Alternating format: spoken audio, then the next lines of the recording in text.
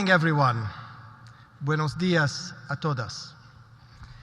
I'm delighted to welcome you to what I believe promises to be a very exciting and important week for the ICANN community. Together, we will be addressing a broad range of fundamental issues that go to the core of our business. I am sure that through our combined efforts, we will make substantial progress in many of these areas at ICANN61. Su Excelencia, Señor Ricardo Rosello, Gobernador de Puerto Rico, Distinguido Señor Oscar Moreno de Ayala Díaz, Presidente del NIC-PR, Distinguido Señor Pablo Rodríguez, Vicepresidente Ejecutivo del NIC-PR. En nombre de la comunidad global de la ICANN, le extiendo a ustedes y a toda la gente de Puerto Rico no solo nuestros mejores deseos y solidaridad, sino también nuestro compromiso de ayudar. Estamos listos para darles una mano de todas las formas posibles.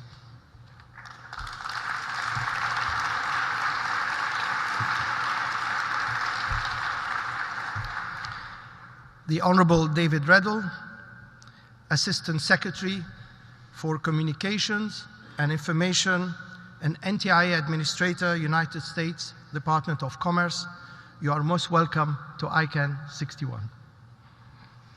Colleagues and friends, it is a great honor to be here in Puerto Rico. Puerto Rico, meaning rich port, is also known in Spanish as La Isla del Encanto, meaning the island of enchantment. Its rich history, tropical climate, natural scenery, traditional cuisine, and above all, its hospitable Puerto Ricanos have made Puerto Rico a favorite destination for travelers from all around the world. I have been here once on holiday, a long time ago, and I've been dying to come back. I also know the ICANN community remembers fondly our 2007 meeting, which was held on this beautiful Caribbean island. 2 years ago, we regrettably had to postpone our meeting. This time, when we were faced with the decision to continue as planned after Hurricane Maria struck this island on the 20th of September 2017, the choice was clear. Our commitment was unequivocal.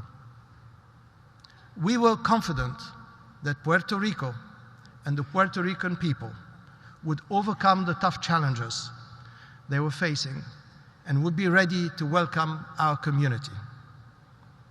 And they proved us right.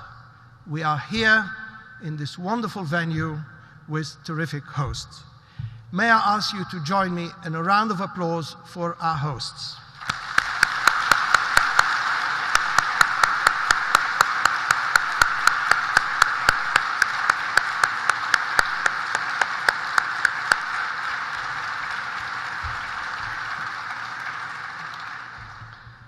So with great thanks to our hosts, it's time to get down to business.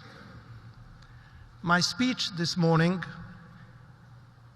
is focused on ICANN's future in terms of three things: its strategic plan, its financial direction, and its governance model.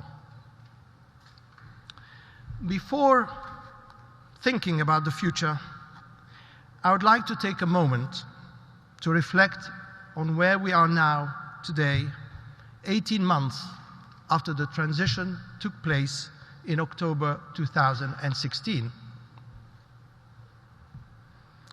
it is fair to say we have our differences and even our public discords. But these are inherent characteristics of our inclusive, transparent system of governance and democracy. That is what makes us strong. That is what makes us so unique. There is no doubt that ICANN today is in a better place. We are on solid ground, and we are in good hands. Our leadership succession was smooth and assured. Our empowered community and our multi-stakeholder model are functioning well. Our policies are being developed and decisions are being taken. Our accountability, checks and balances are getting stronger. Our technology and services are stable, and our community and our board continue to work together in a cooperative manner. Of course, we will continue to have ups and downs, but we are in good shape and the future bodes well for us. Now, turning to the week ahead, we have a packed agenda. And as always, we will work hard. By the end of the week, we will be exhausted. And most of us will be delighted to be heading home. And some of us, perhaps, will be taking a well-deserved holiday here in Puerto Rico. But for the next few minutes, I invite you to lift your head up and look at the horizon.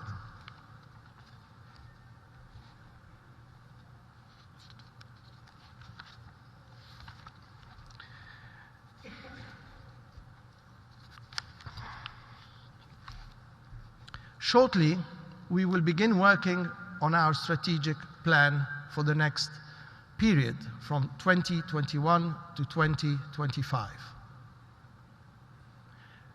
This strategic plan will have three components. One, our vision. Two, our mission. And three, our strategic objectives.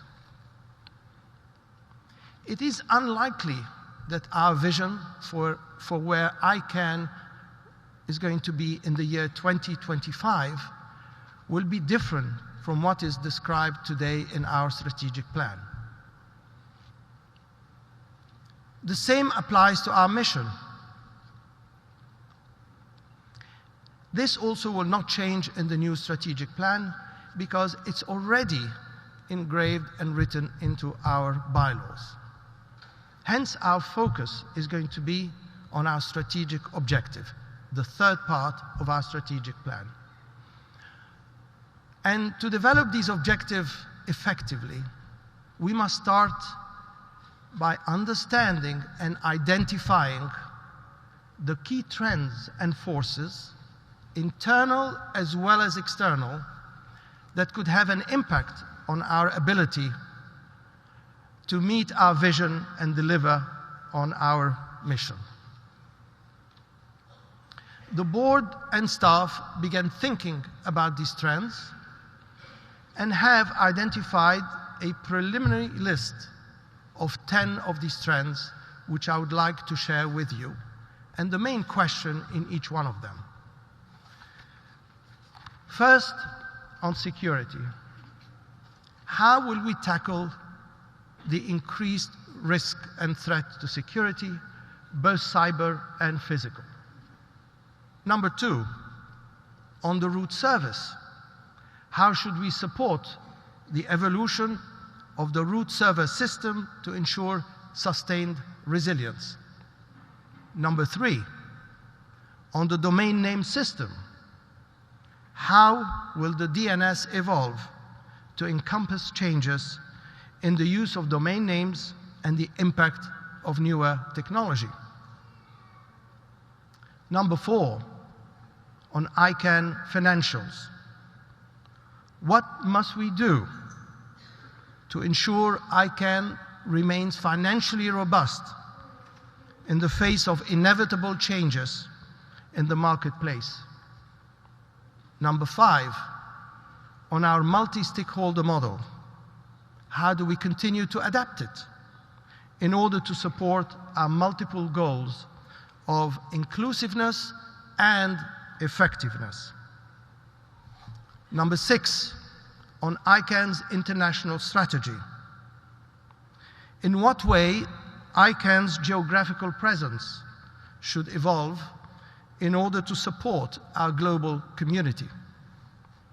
On diversity, how do we improve and sustain representation across all levels of the community, ICANN.org, and the board?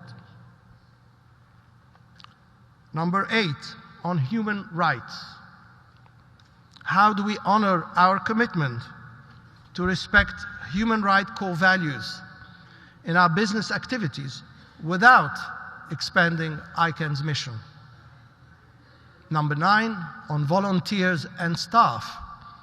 How do we better harness, motivate, and renew our volunteers? And how do we handle ever-growing demands on our staff? And finally, number 10, on unforeseen trends. How do we maintain flexibility in our new strategic plan to address future unforeseen economical, technological, and political challenges? The board does not believe that this is an exhaustive list of trends, and we look forward to the contribution across the community. This list should therefore be seen as a starting point, so that our collaborative efforts are most fruitful as we begin working together here in Puerto Rico and in Panama on the new ICANN strategic plan. It is not going to be easy, however, to craft a realistic strategy. We will have to limit some of our ambitions. We will have to set limits on what we're trying to accomplish. And we have to be sure we can afford it. In other words, a new strategic plan without corresponding financials will be no more than a dream. It is important this time round that we develop a fully costed 5-year plan that sets out clearly not only how, but how much and at what cost we will implement our chosen new strategy. Something, I hasten to say, we have not done so in the past. We have, in the past, been less concerned about the affordability of our strategic plan. Until now, our focus has always been on a 12-month budget, as funding consistently increased year on year.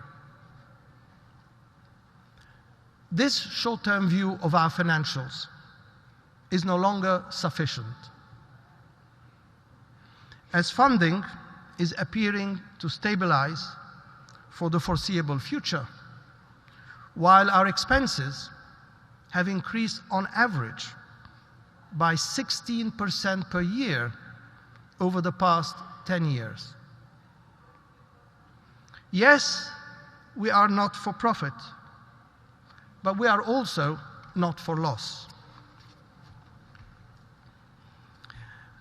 I do not wish to create panic or needless anxiety, as ICANN continues to be funded solidly.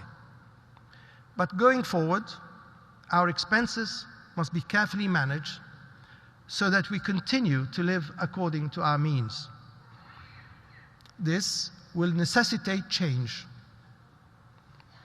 It will necessitate that we extend our financial projections from 1 year to 5 years. That all of us become more selective and prudent in our spending. And when I say all of us, it starts with the board and with the community and with ICANN.org. Change begins at the top. Affordability and trade-offs are therefore two terms I would encourage us to adopt in our lexicon. This will not be easy and naturally will create discomfort in areas where budgets are being reduced. That said, with regard specifically to the FY19 draft budget, I want you to know that the board is cognizant of concerns around the proposed budget cuts to various community programs and request mechanisms.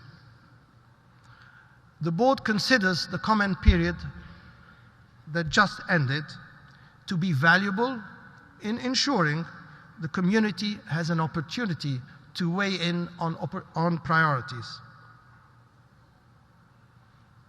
In finalizing the FY19 budget, all, and I repeat, all public comments will be considered. Our collective aim is to strike the right balance between fiscal responsibility and ensuring our community of mostly volunteers are able to participate effectively in ICANN. And now I want to say a few words about our governance model. Even if we are equipped with the most realistic strategic plan and the most solid financial management, we still need our governance model to work effectively so that we continue to develop policies and make decisions in the global public interest and in a manner consistent with our mission.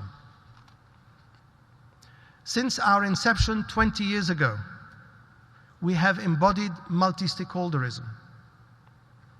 This model of governance is ideally suited to ICANN. It has evolved over the years, and with the transition, it has been enshrined in great detail into our bylaws. Prior to the transition, the bylaws were 50 pages long,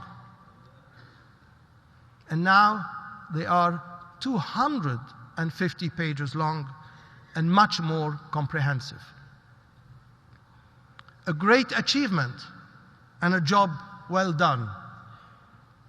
We must not, however, rest on our laurels. The transition, in my view, was the beginning of a new phase in ICANN's evolution and not an endpoint in itself. Our challenge for the coming years will be to ensure that we implement our governance model in a manner that balances the increasing needs of inclusivity, accountability, and transparency, while at the same time, we must ensure that our work gets done, our policies get developed in an effective and timely manner, and with the efficient utilization of ICANN's resources. As you can see, there are tough challenges ahead. Our ability to meet those challenges depend greatly on the board, ICANN.org, and the community working together as a team. We are all inextricably bound together by our shared obligation to steward ICANN's mission of ensuring the secure and stable operation of the Internet's unique identifier systems. That is our raison d'être. The board understands this obligation and is committed to serving the community as a reliable and trusted partner. To meet this commitment, the board will endeavor to align its priorities with those of the community, execute its responsibilities in an efficient and consistent manner. 3, engage openly and transparently, and ensure that ICANN.org serves our community with the best possible way. Furthermore, the board will endeavor to provide the appropriate level of leadership to the community. The board that you have elected and that you have entrusted is sometimes in a unique position to see a broader picture and should not shy away from making decisions, offering guidance, expressing opinions, and working to resolve impasses when the circumstances warrant. In so doing, the board must respect and facilitate the bottom-up multi-stakeholder process. And last but not least, the board is committed to acting at all times in the collective interest of all stakeholders and not the single interest of a single stakeholder. The board is also cognizant of ICANN's role in the larger internet ecosystem. Although ICANN plays a critical role, it is clearly not at the center of that universe, and it would serve us well to work in partnership with other key actors. In closing, I believe that together we will rise to the challenges ahead. We have a strong and collaborative community, an ideal model of governance, a responsible and committed board, and the unwavering support of a first-class CEO and his dedicated team. We shall therefore be able to shape ICANN's future strategy with confidence and strength of purpose. Thank you all for being here, for listening, and for participating in ICANN. Muchas gracias.